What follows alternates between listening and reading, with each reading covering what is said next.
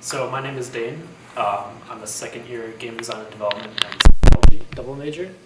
I think what I learned most from Momentum was just how interconnected these different fields are, and sustainability, and I'm interested in education, just the interconnectivity of those things, and also how individuals can work together to move forward towards that goal. We had a lot of people come in during Momentum and talk to us about what they've been working on, how they were moving towards these sustainable development goals.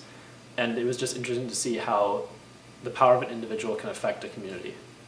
What I'm really focused on is education and finding the motivation for why people learn. I think that's really fascinating and can help us move forward and can connect to the other sustainable development goals.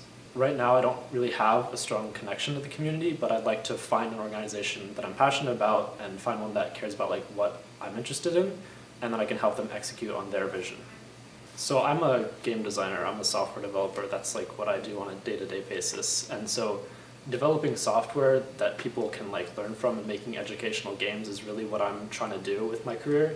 And so with education, making quality education affordable and accessible, we can have more people working towards these problems, more people learning, more people doing. I would have to say unusual. I kind of walked into the first Momentum a year ago not really knowing what it was. I just saw leadership, sustainability. I was like, I'm kind of interested in this.